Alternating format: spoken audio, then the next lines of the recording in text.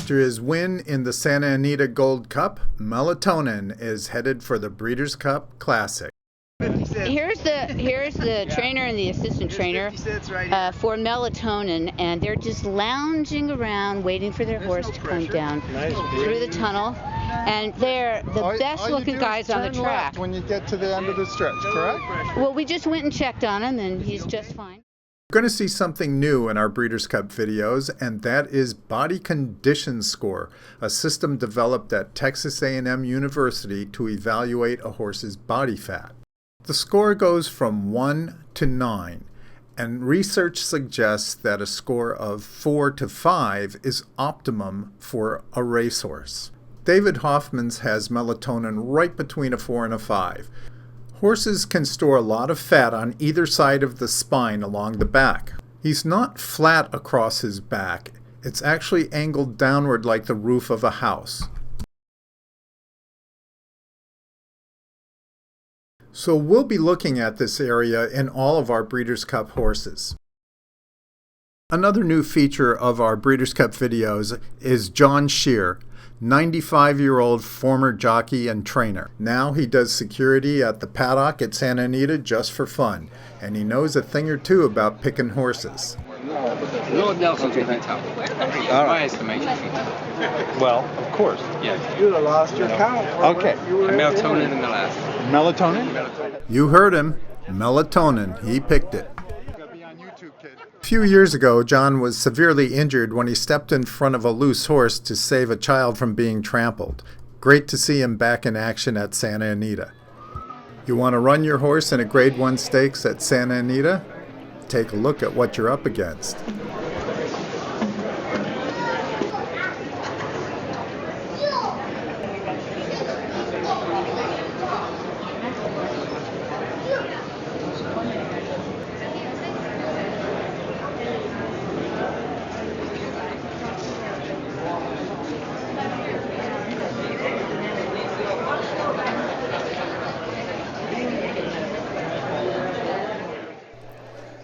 While Dave and Brent are saddling Melatonin before the race, I want to point out a piece of equipment that we're starting to see more of. Nyquist also uses this piece of equipment. It is the Flare nasal strip.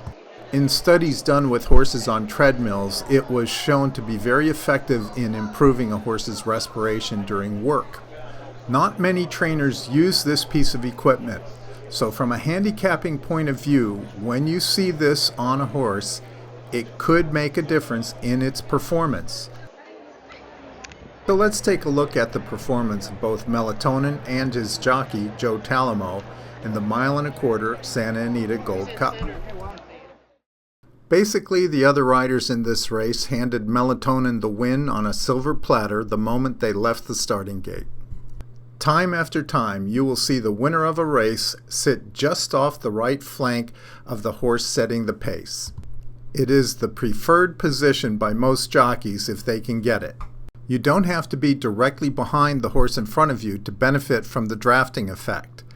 That draft opens out at a 10-degree angle backwards from the horse's nose. So sitting just off the right flank, Joe is still in the draft of the horse in front of him. No one challenged Talamo for this sweet spot, and coupled with the soft early pace of the first quarter, they couldn't have made things easier for him. Now exiting the backstretch, Joe senses the horse is coming up on his outside, and that's his cue to take control of the race. Melatonin responds like the champ he is, passes the horse on the lead, keeps the other horses at bay on his outside, and moves into the lead. Melatonin on the outside, moving up to Lieutenant Colonel. They're a length in front of Win the Space, who's running a big race. He makes a line of 3 at the top of the stretch, 2.5 lengths to Hard Aces. Second Summer, fourth Barlow. In the stretch, Win the Space mounts a serious challenge and hangs in there as long as he can, but Melatonin shakes him loose and draws away for the win. Melatonin's the leader. He's pulling away close to home. Dave Hoffman's has transformed this gelding into a star stayer. Melatonin wins from Win the Space. And of course we're going to take a look at Trackus. If you look at Melatonin's numbers for the first quarter of this race, his peak speed is only 39.6, but that's just a tick below the fastest horse, Win the Space, at a flat 40 miles per hour. But don't be fooled. Melatonin is capable of much more. Here's the Santa Anita Handicap first quarter, and look at his peak speed. 41.9 miles per hour, almost 42. That's very fast. You won't see a lot of horses topping that. That indicates to me that this horse has great tactical speed and can use it to maneuver into whatever position he wants to.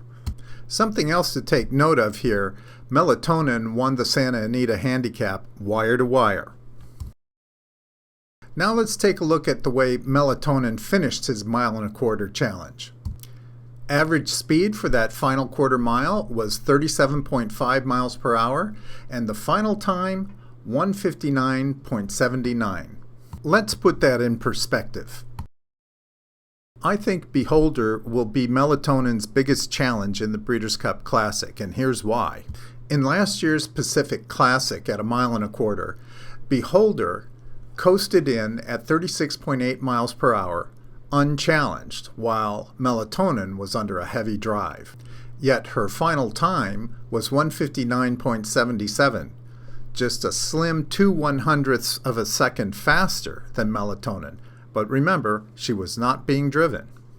And finally, Beholder's peak speed was 41.7 miles per hour, just 0.2 of a mile per hour slower than Melatonin. And what about the mighty California Chrome? In the 2,000-meter Dubai World Cup, California Chrome averaged just 35.9 miles per hour, with a final time of 2:01.836, considerably slower than both Beholder and Melatonin.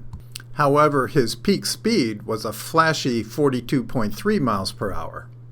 Just a little note, 2,000 meters is just a few yards short of 1.25 miles.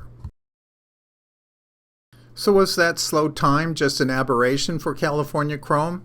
I don't think so. His previous race at Meydan in Dubai, time for the same distance, 2:04.24. Slower yet. But what about the Kentucky Derby? Well, not so fast. 2 minutes, 3.26 seconds. Do these relatively slow times tell us that California Chrome is inferior to Melatonin and Beholder? You're going to have to make that call yourself. So come Breeders' Cup Classic Day, David Hoffman's won't be showing up at a gunfight with a knife in his hand. Melatonin is the real deal. You can follow the progress of our 2-year-old thoroughbred, Lord Admiral, by clicking on this link. You'll see a whole series of videos showing the process of preparing a 2-year-old thoroughbred for his first race. The videos are completely candid and unscripted, so click on the link, click on subscribe, and follow along and see what happens with Lord Admiral as we get him ready to run. If you'd like to be involved in thoroughbred racing, click the above links to the Thoroughbred Owners of California videos and website for more information.